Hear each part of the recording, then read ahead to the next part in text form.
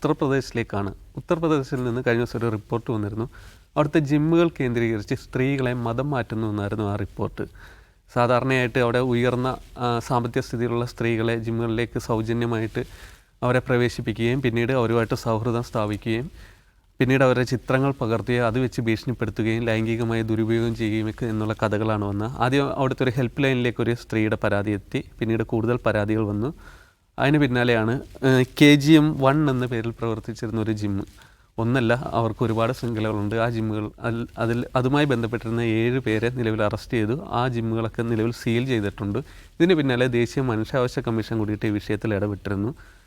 രാജ്യത്തെ ജിമ്മുകൾ ഇത്തരം ലൈംഗികമായിട്ടുള്ള ദുരുപയോഗം അല്ലെ മതപരിവർത്തനം ഇത്തരമുള്ള കാര്യങ്ങൾ നടക്കുന്നു എന്ന രീതിയിലുള്ള പരാതികൾ ലഭിക്കുന്നുണ്ട്.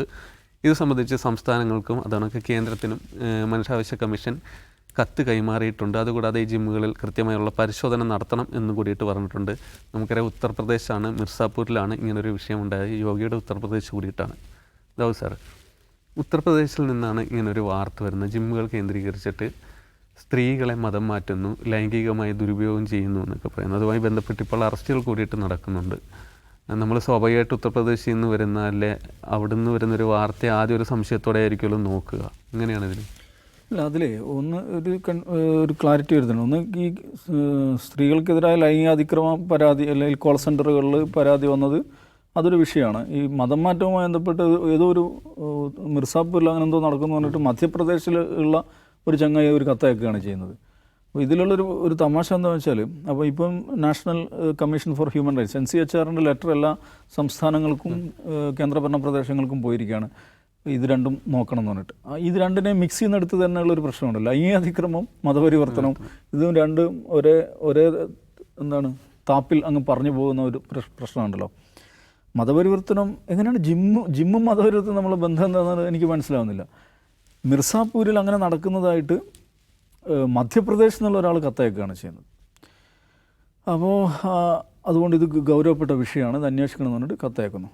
ഇതിലുള്ളൊരു കുറേ സംഗതികളുണ്ട്. ഒന്നെന്താണെന്ന് വെച്ചാൽ, ഇപ്പോൾ ജിമ്മിൽ ലൈംഗികാതിക്രമം നടക്കുന്നുണ്ടോയെന്ന് ചോദിച്ചാൽ, ജിമ്മിൽ ട്രെയിനിങ്ങിന് പോകുന്ന സ്ത്രീകൾ പലതരത്തിലുള്ള ലൈംഗിക ചൂഷണത്തിന് വിധേയമാകുന്നതുമായി ബന്ധപ്പെട്ട് പരാതികൾ രാജ്യത്ത് പല സ്ഥലത്തും പല സന്ദർഭങ്ങളായിട്ട് ഉണ്ടായിട്ടുണ്ട്. നിശ്ചയമായിട്ടും അത് പരിശോധിക്കപ്പെടേണ്ട കാര്യം തന്നെയാണ്. അപ്പോൾ അതിന് സാധാരണ സ്ത്രീകൾ സ്ത്രീകൾക്കായി നടത്തുന്ന ജിമ്മുകൾ ഉണ്ടാവും, അല്ലെങ്കിൽ ഫീമെയിൽ അവേഴ്സ് ഉണ്ടാവും. സാധാരണ ജിമ്മുകൾ തന്നെ ഫീമെയിൽ ഓൺലി അവേഴ്സ് ഉണ്ടാവും. ആ അവേഴ്സ് സെലക്ട് ചെയ്യുക, അങ്ങനെയൊക്കെയാണ് ഇത്തരം പ്രശ്നങ്ങൾ മറികടക്കാറ്. അത് സ്ത്രീകൾക്കുള്ള ട്രെയിനേഴ്സിന് സ്ത്രീകൾ തന്നെ ആയിരിക്കുക. ഇത്തരം നിഷ്കർഷകൾ വെക്കുന്നു. അപ്പോൾ ജിമ്മുകളുമായി ബന്ധപ്പെട്ട് തീർച്ചയായിട്ടും അതിലുണ്ടാവേണ്ട മുൻകരുതലുകളും സ്റ്റാൻഡേർഡൈസേഷനും ഇന്ത്യയിൽ ധാരാളമായി നടക്കേണ്ടത്. കാരണം എന്ന് വെച്ചാൽ, ഈ ഫിറ്റ്നസ് ഇൻഡസ്ട്രി എന്ന് പറയുന്നത് കഴിഞ്ഞ കുറച്ച് കാലമായിട്ട് വലിയ തോതിൽ വളരുന്ന ഒരു ഇൻഡസ്ട്രിയാണ് ഇന്ത്യയിൽ. ഫിറ്റ്നസ് ഇൻഡസ്ട്രി മാത്രമല്ല, ഫിറ്റ്നസ് ഇൻഡസ്ട്രി, അതേപോലെ ഈ പറയുന്ന വെൽനസ്, ഹെൽത്തി ഫുഡ്, ഇതൊക്കെ ബന്ധപ്പെട്ടിട്ടുള്ള സംഗതികൾ, ചിയാ സീഡൊക്കെ ഭയങ്കരമായിട്ട് വിറ്റഴിച്ചുകൊണ്ടിരിക്കുന്നൊരു കാലമാണ്. ഇങ്ങനത്തെ ന്യൂട്രീഷൻ ഫുഡുകൾ, സപ്ലിമെൻറ്റ്സ്, അതേപോലെ ഫിറ്റ്നസ്, ഇത് ഒരു ബൂമിങ് ഇൻഡസ്ട്രിയാണ്. പക്ഷേ കൗതുകരമായ കാര്യം എന്ന് വെച്ചാൽ, ഇതിനെ കവർ ചെയ്യുന്ന ഏതെങ്കിലും ഒരു ലോ ഉണ്ടോ എന്ന് ചോദിച്ചിട്ടുണ്ടെങ്കിൽ നമുക്കില്ല.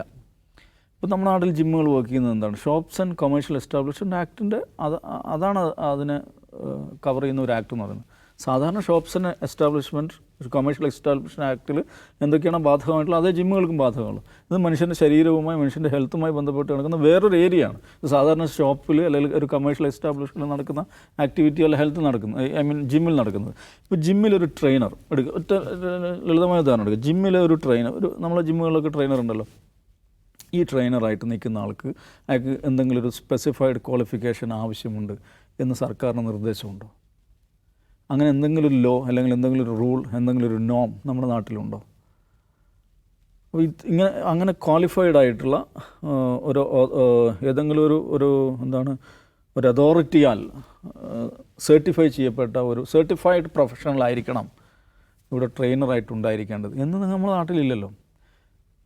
ഓരോ സ്ഥാപനങ്ങൾ അവർ ട്രെയിനേഴ്സിന് വെക്കുന്നു. ഈ ട്രെയിനേഴ്സിൽ പലരും സർട്ടിഫിക്കറ്റ്സ് എടുത്തവരാണ്. പ്രത്യേകിച്ച് യൂറോപ്യൻ പുറത്ത് ഇത് വർക്ക് ചെയ്യണമെങ്കിൽ ഈ സർട്ടിഫിക്കേഷൻ വേണം. അതിന് വേണ്ടിയിട്ട് ഒരു യൂറോപ്യൻ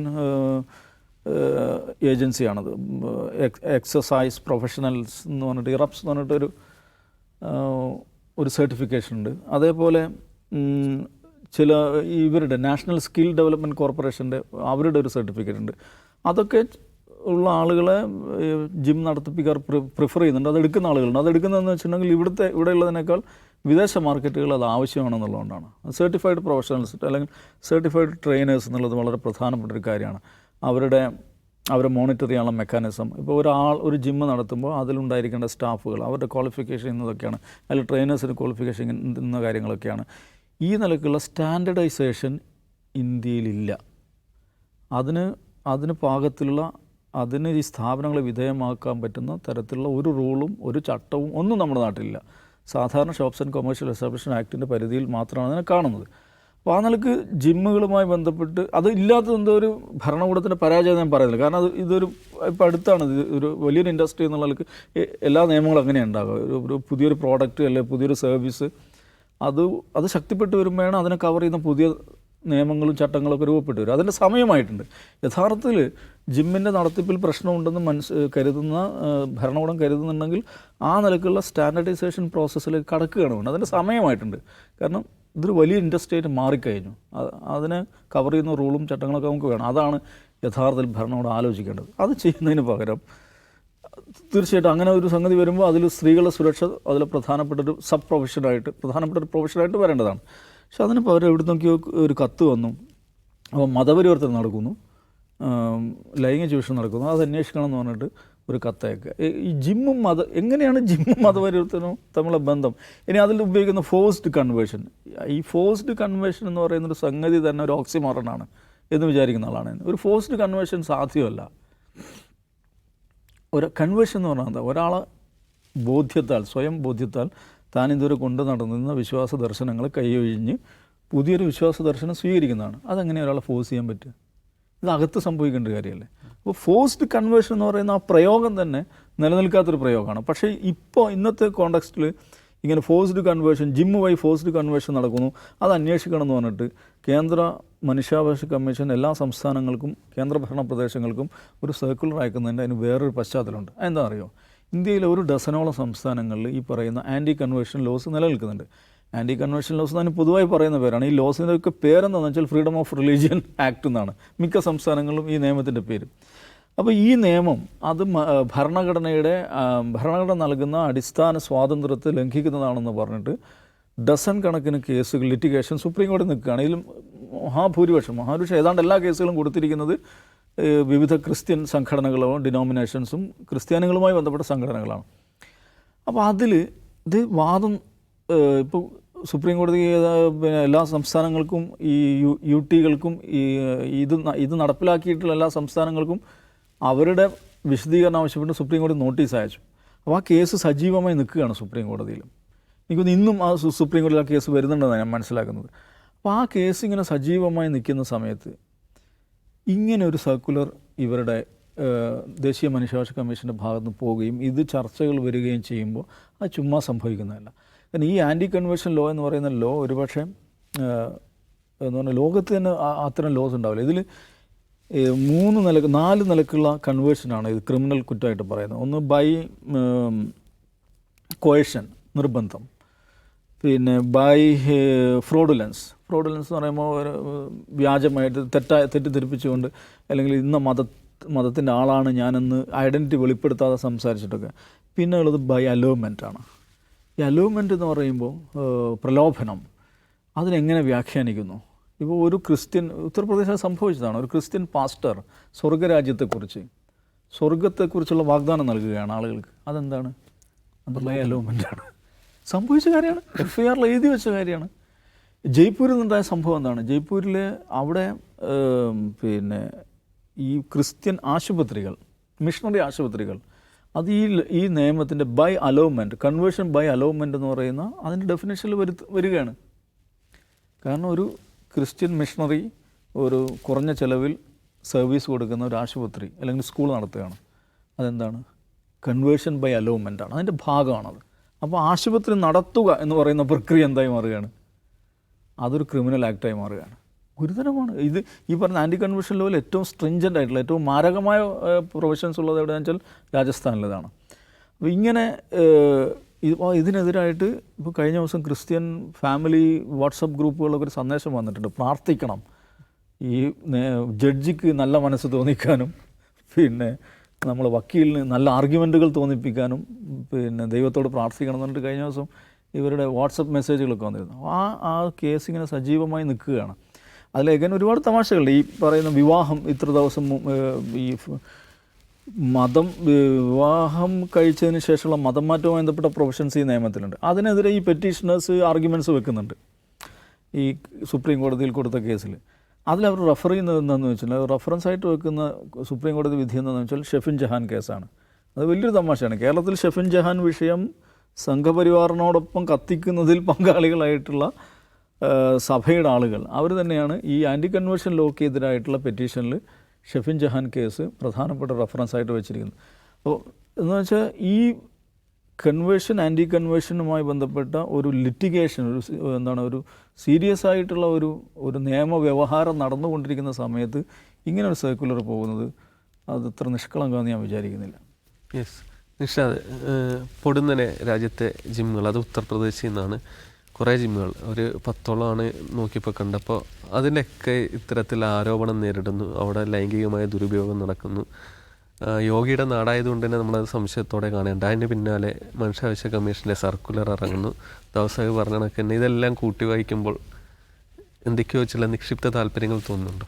അല്ല, ഈ നമ്മുടെ NCHR നിക്ഷിപ്ത താല്പര്യമുണ്ടെന്ന് ചോദിച്ചാൽ ഉറപ്പായും പറയേണ്ട സംഗതിയാണ്. അതായത് ഒരു മനുഷ്യാവകാശ കമ്മീഷൻ നിലയ്ക്കുള്ള അതിൻ്റെ നിഷ്പക്ഷ സ്വഭാവം അതിന് സമ്പൂർണ്ണമായും കൈവിട്ട് കഴിഞ്ഞിരിക്കുന്നു എന്നത് നമ്മുടെ മുമ്പിലുള്ള യാഥാർത്ഥ്യമാണ്. നിരവധിയായിട്ടുള്ള ഉദാഹരണങ്ങൾ നമുക്കതിന് കാണാനും കഴിയും. ഇപ്പോൾ നോക്കൂ, ഈ കേന്ദ്ര മനുഷ്യാവകാശ കമ്മീഷനാണ്, national commission for human rights ആണ് ഈ കത്ത് അയച്ചിരിക്കുന്നത്. കേന്ദ്ര സർക്കാർ അല്ലല്ലോ എന്നൊക്കെ വേണമെങ്കിൽ പറയാം. പക്ഷേ ഈ കമ്മീഷൻ എന്ന് പറയുന്ന സംവിധാനം തന്നെയും സമ്പൂർണ്ണമായും BJPയുടെ താല്പര്യങ്ങൾക്കൊപ്പിച്ച് പ്രവർത്തിക്കുന്ന വിമർശനം കേൾക്കുന്ന ഒന്നാണ്. അതായത് ഹ്യൂമൻ റൈറ്റ്സ് ഇൻസ്റ്റിറ്റ്യൂഷൻസിൻ്റെ അന്താരാഷ്ട്ര കമ്മിറ്റി ഇതിൻ്റെ നിഷ്പക്ഷത, സ്വതന്ത്രമായ പ്രവർത്തനം പോലെയുള്ള കാര്യങ്ങൾ പരിഗണിച്ചുകൊണ്ട് കാറ്റഗറി ബിയിലേക്ക് ഡൗൺഗ്രേഡ് ചെയ്തിരിക്കുന്നതാണ് ഇന്ത്യയിലെ ഹ്യൂമൻ റൈറ്റ്സ് കമ്മീഷൻ്റെ ഇപ്പോഴത്തെ അവസ്ഥ. അപ്പോൾ ആ നിലയ്ക്ക് സ്വതന്ത്രമായിട്ടല്ല പ്രവർത്തിക്കുന്നത്. അല്ലെങ്കിൽ ഇവിടെ നോക്കൂ, എന്തുമാത്രം സീരിയസ് ആയിട്ടുള്ള ഇഷ്യൂസുള്ള നാടാണിത്. എന്തുമാത്രം അക്കാഡമിഷ്യന്മാർ, എന്തുമാത്രം മാധ്യമപ്രവർത്തകർ, എന്തുമാത്രം പൗരസ്വാതന്ത്ര്യ പ്രവർത്തകർ, ഇവരൊക്കെ വേട്ടയാടപ്പെടുന്ന ഒരു രാജ്യത്ത് അത്തരം ഒരു വിഷയങ്ങളിലും ഈ പറയുന്ന കമ്മീഷൻ ഇടപെട്ട് നമ്മൾ കണ്ടിട്ടുണ്ടോ? ഇല്ല. സീരിയസ് ആയിട്ടുള്ള ഒരു കാര്യത്തിലും ഡൽഹിയിൽ ഇപ്പോൾ എത്രയോ കുഞ്ഞുങ്ങളെ കാണാതായിട്ടുണ്ട്, എത്ര സ്ത്രീകളെ കാണാതായിട്ടുണ്ട്, ഓരോ മാസവും എത്ര അബ്ഡക്ഷൻ കേസുകൾ എവിടെ നിന്നെല്ലാം റിപ്പോർട്ട് ചെയ്യപ്പെടുന്നു. ഈ കമ്മീഷന് വല്ല വേവലാതിയുമുണ്ടോ? ഈ കമ്മീഷൻ പ്രവർത്തിക്കുന്നതിന് രാഹുൽ ഗാന്ധിയും ഖർഗെയും ഇതിൻ്റെ കമ്മീഷൻ ഇതിൻ്റെ തലപ്പത്ത് ചെയർപേഴ്സൺ ചെയർമാനെ നിയമിക്കുന്ന സമയത്ത് പൂർണ്ണമായും നിങ്ങൾ രാഷ്ട്രീയ പ്രേരിതമായി നിയമിച്ചിരിക്കുന്ന ഒരു നിലയ്ക്കുള്ള ക്വാളിറ്റി അസസ്മെൻറ്റ് ഇക്കാര്യത്തിൽ ഉണ്ടായിട്ടില്ല, അല്ലെങ്കിൽ മാനദണ്ഡങ്ങൾ പാലിച്ചിട്ടില്ല എന്ന വിമർശനം ഉന്നയിച്ച് വിയോജനക്കുറിപ്പ് എഴുതിയത് അതുകൊണ്ടാണ്. അപ്പോൾ എല്ലാ സംവിധാനങ്ങളും എല്ലാ ഇൻസ്റ്റിറ്റ്യൂഷൻസും എങ്ങനെയാണ് പാർട്ടിക്കും സർക്കാരിനും വേണ്ടപ്പെട്ടവരായി മാത്രം മാറുക എന്നതിൻ്റെ ദുരന്ത ഫലം അനുഭവിക്കുകയാണ്.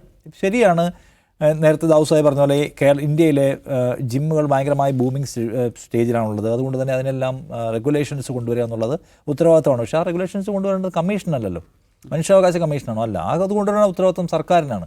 പിന്നെ മിർസാപൂരിലെ ഒരു കേസ് ഉണ്ടായിട്ടുണ്ട്. ആ കേസിൽ ജിമ്മുകൾക്കകത്ത് സ്ത്രീകൾക്കെതിരായിട്ടുള്ള ലൈംഗിക പീഡനം ഉണ്ടായെന്നുള്ള കേസ്, അത് കേരളത്തിലടക്കം എവിടെ നിന്നെല്ലാം ഉയർന്നിട്ടുള്ള പരാതികളാണ്. ആ പരാതിയുടെ കൂടെ മതപരിവർത്തനം നടക്കുന്ന ആക്ഷേപം, അത് അവിടുത്തെ പോലീസ് എടുക്കുന്ന കേസാണ്. അതിന് പക്ഷേ ഒരു തെളിവില്ല. അവരുടെ ഡിവൈസുകളിൽ നിന്നും വിവരങ്ങൾ കണ്ടെത്തുകയോ അല്ലെങ്കിൽ അവരെ മതപരിവർത്തനം കൊണ്ടുപോയതായി എന്തെങ്കിലും സോൾഡ് ആയിട്ടുള്ള ഒരു എവിഡൻസും കണ്ടെത്താൻ പറ്റിയിട്ടുള്ള കേസാണത്. പോലീസ് പറയുന്നു ഇങ്ങനെ സംഭവിച്ചു എന്ന്. അതുതന്നെയാണ് പോലീസിൻ്റെ പരിപാടി. ഉത്തർപ്രദേശിലും മധ്യപ്രദേശിലും എല്ലാം പോലീസ് പാസ്റ്റർമാരെ അറസ്റ്റ് ചെയ്യുമ്പോഴും അല്ലെങ്കിൽ അവിടുത്തെ മുസ്ലിം ചെറുപ്പക്കാരെ അറസ്റ്റ് ചെയ്യുമ്പോഴും എല്ലാം അവരുടെ മേൽ ചുമത്തുന്ന ഒരു കുറ്റമാണത്. അതിനുവേണ്ടി തന്നെ അവിടെ നിയമങ്ങൾ ഉണ്ടാക്കിയിട്ടുണ്ട്. അപ്പോൾ അതിൻ്റെ അടിസ്ഥാനത്തിൽ ഒരു മനുഷ്യാവകാശ സംഘടനയല്ല ഒരു കമ്മീഷൻ ഇറങ്ങിപ്പുറപ്പെട്ട് ജിമ്മുകളെ മുഴുവൻ നിയന്ത്രിക്കാൻ പോവുക എന്ന് വെച്ചാൽ അതിനകത്തുള്ള ഉദ്ദേശം ഒട്ടുമേ സുഖകരമായിരിക്കില്ല. പെട്ടെന്ന് പ്രൊവോക്ക് ചെയ്ത പല കാര്യങ്ങളും കാണും. ഇപ്പം ഉത്തരാഖണ്ഡിൽ അവിടെ വന്നിട്ടുള്ള ഗൂണ്ടാ സംഘത്തെ തടഞ്ഞു നിർത്തിയ ദീപക് എന്ന് പറഞ്ഞ ജിമ്മ് നടത്തുന്ന കക്ഷിയാണ്. എങ്കിൽ ജിമ്മ് പെട്ടെന്ന് പ്രൊവോക്കേഷൻ ഉണ്ടാവുമല്ലോ. അങ്ങനെയാണെങ്കിൽ ജിമ്മല്ല ഒന്ന് ശരിയാക്കിയിട്ട് തന്നെ എന്ന് വിചാരിക്കാനും തരമുണ്ട്. അപ്പോൾ അതെല്ലാം RSSനെ സംബന്ധിച്ചും ഹിന്ദുത്വ സംഘത്തെ സംബന്ധിച്ചും അവർ ഈ ജിമ്മിനൊക്കെയും എതിരാണ്. അവർ സ്ത്രീകൾക്ക് പ്രത്യേകമായിട്ടുള്ള ഭാരതീയമായ ശൈലിയിലുള്ള വ്യായാമ മുറകളാണ് വേണ്ടത് എന്ന് വിചാരിക്കുന്നവരാണ്. അതിനുവേണ്ടി അവർക്ക് അവരുടെ വനിതാ സംഘടന രാഷ്ട്ര സേവികാ സമിതി പ്രത്യേകമായ പരിശീലന പരിപാടികൾ ആസൂത്രണം ചെയ്യും, അത് കൊടുക്കുകയൊക്കെ ചെയ്യുന്നുണ്ട്. ഹനുമാൻ വ്യായാമ മുറകൾ എന്ന് പറയുന്ന ഏർപ്പാടിനെ അവർ പ്രോത്സാഹിപ്പിക്കുന്നുണ്ട്. അതാണ് വേണ്ടത്. അല്ലാതെ ഈ വെസ്റ്റേൺ സംഗതികളല്ല, ഈ ഡംബൽസ് ഒക്കെ എടുത്തിട്ടുള്ള സംഗതികളല്ല. അതല്ല ഭാരതീയമായ വ്യായാമമുറകൾ, അതിനപ്പുറം യോഗ, അതിനെയൊക്കെയാണ് നമ്മുടെ പാരമ്പര്യത്തിൻ്റെയും സംസ്കാരത്തിൻ്റെയും ഭാഗമായിട്ടുള്ള വ്യായാമ മുറകളിലൊക്കെയാണ് നമ്മൾ പരിശീലിക്കേണ്ടത്. അതിൽ തന്നെ സ്ത്രീകൾക്ക് സവിശേഷമായ നിയന്ത്രണങ്ങളൊക്കെ വേണമെന്ന് വിചാരിക്കുന്ന ഒരു ആശയധാരയാണ് ഇന്ത്യ ഭരിക്കുന്നത്. അതുകൊണ്ട് തന്നെ ജിമ്മുകളെ പൂട്ടാൻ, ജിമ്മുകളെന്ന് വെച്ചാൽ ഒരർത്ഥത്തിൽ നോക്കണം, മനുഷ്യന്മാർ ഇടപെടുന്ന ഒരു സ്ഥലമാണ്, അവർ കലരുന്ന ഒരു സ്ഥലമാണ്, മനുഷ്യരുടെ കൂട്ടായ്മകളുടെ സ്ഥലമാണ്. അവിടെ ഈ പറഞ്ഞ ജാതി മതമൊന്നും ഇല്ലല്ലോ. എല്ലാവരും വന്ന് അവരുടെ ഫിറ്റ്നസ്സിന് വേണ്ടി ശ്രമിക്കുകയാണ്. എല്ലാവരും അവരവരുടെ ശാരീരിക ആരോഗ്യത്തിന് ശ്രമിക്കുകയാണ്. ആ ശാരീരിക ആരോഗ്യത്തിന് വേണ്ടിയുള്ള മനുഷ്യരുടെ ശ്രമം എന്താണ്, മനുഷ്യരുടെ സാമൂഹിക ആരോഗ്യത്തെയും ഗുണം ചെയ്യുന്ന ഒന്നാണ്. അപ്പോൾ അത്തരം ആത്യന്തികമായി സാമൂഹിക ആരോഗ്യം ഗുണപ്പെടുന്ന കൂട്ടായ്മകളും കൂടിയിടപെടലുകളും ഒന്നും അങ്ങനെ സംഘം ആഗ്രഹിക്കുന്ന ഒരു കാര്യമല്ല. അപ്പോൾ അതിനെയൊക്കെ കർശനമായി നിയന്ത്രിക്കുക, അവിടെ ഈ മനുഷ്യർ ഇടപഴകുന്നതിനൊക്കെ തടയുക എന്നുള്ള ഉദ്ദേശം അതിനകത്തുണ്ടാവും. പിന്നെ പറഞ്ഞ ഭാരതീയ വ്യായാമ മുറകൾ, ഹനുമാൻ വ്യായാമ മുറകൾ, ഇവയൊക്കെ പ്രോത്സാഹിപ്പിക്കുന്നതിൻ്റെ ഭാഗമായിട്ട് വെസ്റ്റേൺ സെറ്റപ്പുകളെല്ലാം പൂട്ടണം എന്ന ആഗ്രഹം ഉണ്ടാവും. അപ്പോൾ ഇതിന് പിന്നിലുള്ളത് സതുദ്ദേശമാണെന്ന് വിചാരിക്കാൻ ഒരു നിവൃത്തിയില്ല. കാരണം ഇതിനകത്ത് ഇടപെട്ടിരിക്കുന്ന കമ്മീഷൻ ശരിയാവണ്ണമുള്ള മനുഷ്യാവകാശ പ്രശ്നങ്ങൾ ഇടപെടുന്നതിൽ ഒരു താല്പര്യവും കാണിക്കാത്ത കമ്മീഷനാണ്. എത്രയോ മനുഷ്യന്മാരോട് ജയിലിൽ കിടക്കുന്നു, എത്രയോ ആളുകൾ ഭരണകൂടത്താൽ പീഡിപ്പിക്കപ്പെടുന്നു. അപ്പോഴും ഇടപെടാത്തൊരു കമ്മീഷൻ ഇപ്പോൾ ഇതുപോലുള്ള വിഷയങ്ങൾക്ക്, ലവ് ജിഹാദ് പോലുള്ള കാര്യങ്ങൾക്കകത്ത്, മതപരിവർത്തനം, ഇതിലൊക്കെ ഇടപെടാനാണ് കമ്മീഷന് കൂടുതൽ താല്പര്യമെന്ന് കാണുക. അന്താരാഷ്ട്ര തലത്തിൽ തന്നെ ഇപ്പം യൂറോപ്യൻ പാർലമെൻറ്റ് പാസ്സാക്കിയിട്ടുള്ള ഒരു പ്രമേയത്തിനകത്ത് പറയുന്നു, ഇന്ത്യയിൽ നടക്കുന്ന ഈ പറഞ്ഞ റിലീജിയസ് പെർസിക്യൂഷൻ പോലുള്ള വിഷയങ്ങൾ ഇന്ത്യയിലെ കമ്മീഷൻ, അതായത് മനുഷ്യാവകാശ കമ്മീഷൻ്റെ ഇടപെടൽ അങ്ങേയറ്റം പരിതാപകരമാണെന്ന് അവർ എഴുതി വെച്ചിരിക്കുകയാണ്. അപ്പോൾ അങ്ങനെ ഒരു കമ്മീഷനാണ് ലവ് ജിഹാദ് പിടിക്കാൻ നടക്കുന്നത് എന്ന് കാണുക. അപ്പോൾ എല്ലായിടത്തും ഇറങ്ങി പുറപ്പെടുന്നത് പോലെ, എല്ലായിടവും പിടിച്ചടക്കാൻ ശ്രമിക്കുന്നത് പോലെയുള്ള ഒരു പരിപാടിയാണ് ഇത്. പിന്നെ വേറൊരു ഭയപ്പാടും ഉണ്ടാക്കുകയാണ്. അതായത് നോക്കൂ, നിങ്ങളുടെ സ്കൂളുകളിൽ പോകുന്ന കുട്ടികളെ സൂക്ഷിച്ചോണം, അവരെ ലവ് ജിഹാദുകാർ കൊണ്ടുപോവുകയാണ്. കോളേജിൽ പോകുന്ന കുഞ്ഞുങ്ങളെ സൂക്ഷിച്ചോണം, ലവ് ജിഹാദുകാർ കൊണ്ടുപോവുകയാണ്. ജ്യൂസ് കടയിൽ പോകുമ്പോൾ സൂക്ഷിക്കണം, ലവ് ജിഹാദുകാർ കൊണ്ടുപോവുകയാണ്. ജിമ്മിൽ പോകുമ്പോഴും സൂക്ഷിക്കണം. അപ്പോൾ ഈ പ്രതീകങ്ങളെ സൃഷ്ടിക്കുകയാണ്, ഓരോരോ പ്രതീകങ്ങൾ. ഇനിയിപ്പോൾ ജിമ്മെന്ന് പറയുന്ന സംഗതി തന്നെയും ഒരു എന്താ പറയുന്നത്, ഇസ്ലാമിക്, അതായത് അവരുടെ ഒരു ലവ് ജിഹാദിൻ്റെ ഒരു സിമ്പലായിട്ട് മാറ്റുകയാണ്. അങ്ങനെ അതാണ് ഫിറ്റ്നസ് ജിഹാദ്. അതുണ്ടാക്കി ഓരോരോ പുതിയ സംഗതികൾ കോയിൻ ചെയ്ത് കൊണ്ടുവന്ന് എപ്പോഴും ഇങ്ങനെ ഭയപ്പാടിൻ്റെ, ഭീതിയുടെ, അരക്ഷിതബോധത്തിൻ്റെ ഒരു നെരിപ്പോടിൽ ഒരു തലമുറയെ അല്ലെങ്കിൽ ഒരു സമുദായത്തെ നിലനിർത്തുക എന്ന് പറയുന്ന പരിപാടിയാണ്. എനിക്ക് തോന്നുന്നത് അതിൻ്റെ ഏറ്റെടുപ്പുകാർ ഇപ്പോൾ വന്നേക്കാം. കേരളത്തിലെ പലയിടത്തും പറയുന്ന പത്രങ്ങളുടെ നടുപ്പേജിൽ ലേഖനം വരാനുള്ള സാധ്യത പോലും തള്ളിക്കളയാൻ പറ്റില്ലെന്ന് തോന്നുന്നു. അതെ, ഉത്തർപ്രദേശിൽ നിന്നും ജിമ്മുകൾക്കെതിരെ ഇങ്ങനൊരു പരാതി മുൻനിർത്തിയിട്ടുള്ള ഈ നീക്കം ദേശീയ മനുഷ്യാവകാശ കമ്മീഷൻ്റെ അടക്കം അതിനൊരു സംശയത്തോടെ മാത്രമേ നമുക്ക് കാണാൻ കഴിയുകയുള്ളൂ.